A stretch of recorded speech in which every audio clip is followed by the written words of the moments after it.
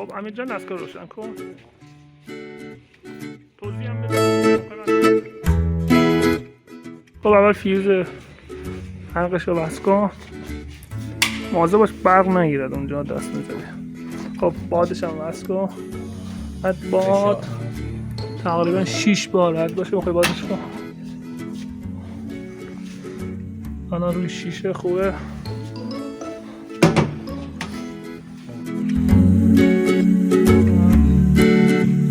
اونم بزن. خب دستگاه شروع میکنه به روشن شدن.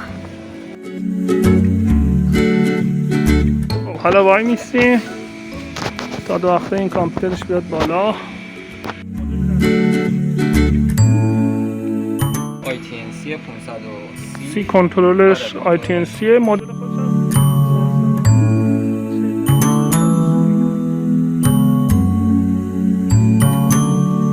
MV204 CU15 بریجپورت مدل 2005.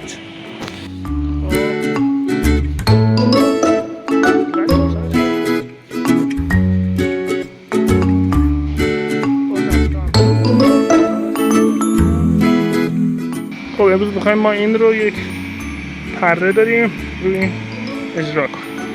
خب به این قسمت که رسیدیم دکمه کلر رو اول میزنیم که خطا بره، بعد استاپ رو قطع میکنیم، باز کلر میکنیم، بعد الان بدونیم روشن میشه یا نه. خب نشد، دوباره کلر، دوباره یک. خب وای. خب اینجا چون دستگاه چند مدت خاموش بوده میگه پوزیشن جدید رو لود کنه یا نه، میگه یس.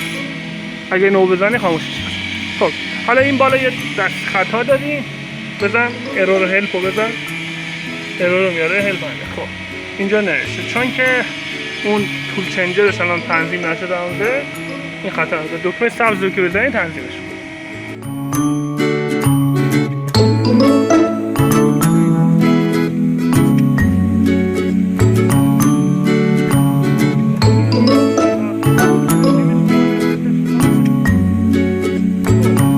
اینجا 6 تا حالت داریم.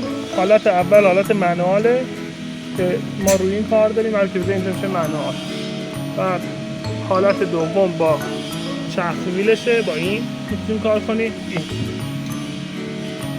اگه بخوایم کار کنیم با اینه که مثلا راحت بودیم حالا کار. بعد حالت سومشه که برای فایل منیجمنت خیلی مهم نیست.